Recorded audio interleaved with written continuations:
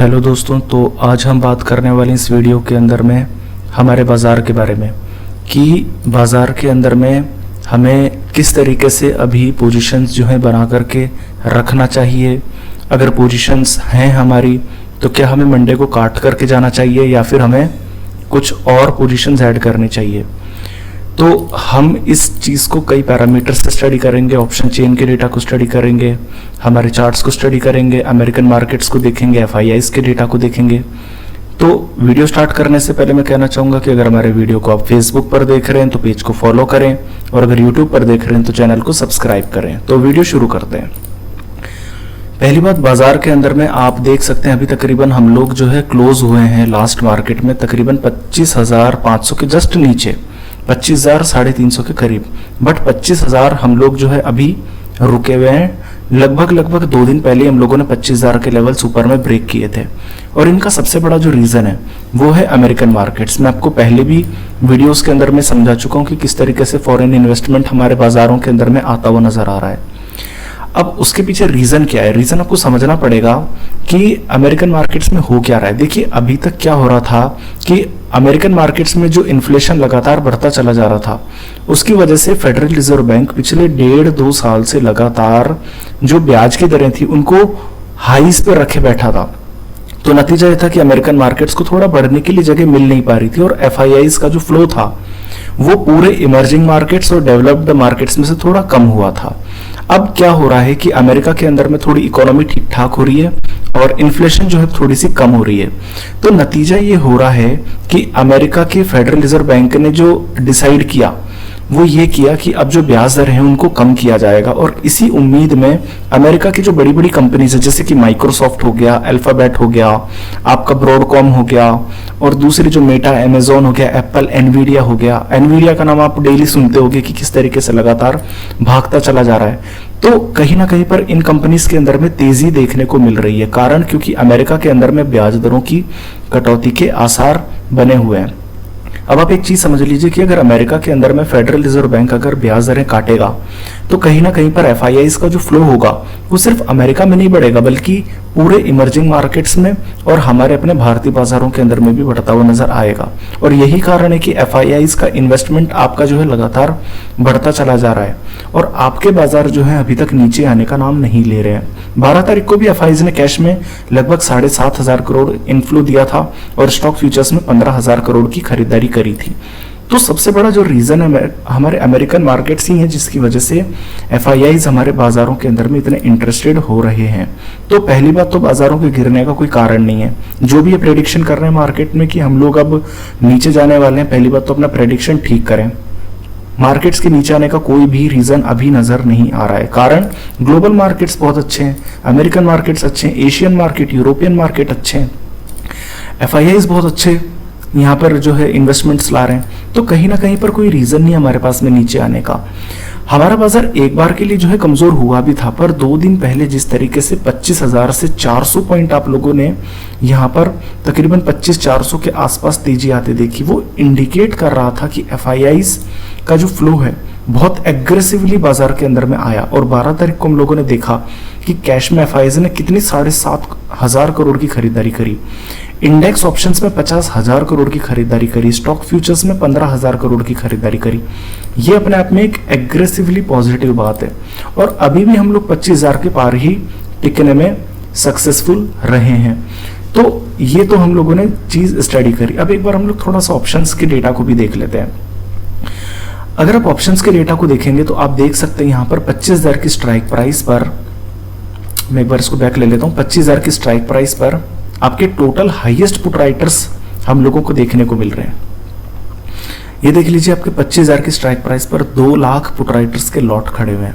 अब आप सोचेंगे कि हम ट्रेड तो कर रहे हैं 25,000 350 के करीब, तो 25,300 और 25,200 को छोड़ करके 25,000 पर इतनी हैवी पुट राइटिंग क्यों हो रही है? तो उसका रीजन समझ लीजिए। बाजार जब अचानक से इतना ज्यादा दौड़ जाता है, जैसे कि 2 दिन पहले बाजार के अंदर में 25,000 से सीधा 25,400 यानी 400 पॉइंट की जो तेजी आई वो इतनी एग्रेसिव तेजी थी, इतनी ज्यादा short covering plus fresh positions इतनी ज्यादा हुई थी कि 25,000 के जो बेस है 25,000 के जो टोटल पुट राइटर्स है उनको 25,200 पर शिफ्ट होने का टाइम ही नहीं मिला। ये इतनी हैवी खरीदारी नीचे से आती हुई नजर आई। तो अभी भी आपके जो टोटल हाईएस्ट पुट राइटर्स हैं वो 25,000 की स्ट्राइक प्राइस पर ही जुड़े हुए हैं। हालांकि देखिए अभी भी हम लोग 25,200 से भी तकरीबन 150 पॉइंट ऊपर है, तो 25,200 पर ये बेस कल या परसों के अंदर में शिफ्ट होता हुआ आपको नजर आ जाएगा। तो किसी भी हालत में आपका जो बेस है वो 25,000 से 25,200 पर शिफ्ट होने वाला है। अगर आप लोग यहाँ पर कॉल राइटिंग की तरफ भी ध्यान देंगे तो देखिए 25,200 में से 11,000 कॉल राइटर कवर कर रहे हैं, 25,250 के अंदर में से कवर कर रहे हैं, 25,000 की स्ट्राइक प्राइस में से भी 14,000 कॉल राइटर कवर करते नजर आ रहे हैं। ये बंद बाजार है और यहाँ पर आपकी पोजीशंस इतनी नजर आ रही है। बाकी चालू बाजार के अंदर में 50-50 हजार के करीबन जो है हर एक स्ट्राइक प्राइस में कॉल राइटर्स कवर कर रही थी। कुल मिलाकर के बात यह है कि 25,000 से 25,200 पर आपका जो बेस फॉर्मेशन है वो शिफ्ट हो सकता है और 25,000 से 25,200 की तरफ में जो कॉल राइटर्स हैं ये बैकफुट जा सकते हैं। ऊपर में अगर हम बात करें तो फिलहाल के लिए तो देखिए 25,400 पर 1,80,000 कॉल राइटर्स हैं और 25,500 पर 1,70,000 ह्यूज कॉल राइटर्स हैं। बट अगर आप गौर करेंगे तो 26,000 की स्ट्राइक प्राइस पर आपके 2,65,000 कॉल राइटर हैं। अगर आप इस चीज को देखिए कि कहीं पर भी इतने हाईएस्ट कॉल राइटर्स आपको नजर नहीं आएंगे। यहाँ पे ना तो आपके 25,500 पर 25,500 पर भी सिर्फ 1,70,000 कॉल राइटर है, 25,800 पर भी 1,00,000 कॉल राइटर है, पर 26,000 पर 2,64,000 कॉल राइटर। ये क्या इंडिकेट कर रहा है? ये इंडिकेट कर रहा है कि आपके सारे के सारे जो कॉल राइटर्स हैं, जो बेयर्स हैं, जो मंदी की पोजीशन बना रहे हैं, उनका कॉन्फिडेंस 26,000 तक का है कि वो 26,000 तक बाजार को भागते हुए देख रहे हैं। मैं बुल्स की बात नहीं कर रहा, मैं बेयर्स की बात कर रहा हूं जो मंदी सोच रहे हैं बाजार के अंदर में। उन्हें लग रहा है कि ये बाजार 26,000 तक जा सकता है। तो ये अपने आप में एक बड़ी चीज है कि 25,000 आपका जो अचानक से 25,000 से 25,400 तक 400 पॉइंट भाग जाना बाजार का। फिर इसके बाद में जो सारी टोटल कॉल राइटिंग है वो 26,000 और 26,500 पर शिफ्ट होना। आप देखिए 26,000 पर 2,65,000 कॉल राइटर और 26,500 पर 2,00,000 कॉल राइटर। ये इतनी ज्यादा कॉल राइटर की जो शिफ्टिंग हो रही है ये क्लियरली इस बात को इंडिकेट कर रही है कि आपका बाजार 26,000 नहीं बल्कि 26,500 तक भी जाता हुआ नजर आ रहा है, जो कि यहाँ से 1,000 पॉइंट की तेजी है। तो बाजार के अंदर में जो अमेरिकन मार्केट और ग्लोबल मार्केट में जो चल रहा है उसका असर आप पर ये हो रहा है कि आपके 1,000-1,500 पॉइंट की तेजी यहां से क्लियरली सामने निकल करके आ रही है। तो बाजार के अंदर में ये चीज तो मैंने आपको समझा दी। बाकी एफआईएस का रेट आप एक बार देख लीजिए कि कल के डेटा के अंदर में क्या रहे हम लोग। कल हम लोगों ने सिर्फ 32 पॉइंट की गिरावट देखी, यानी कि हम लोग ऑलमोस्ट फ्लैट रहे। उसके बावजूद एफआईआईज ने कैश मार्केट में 2,500 करोड़ रुपए की खरीदारी करी।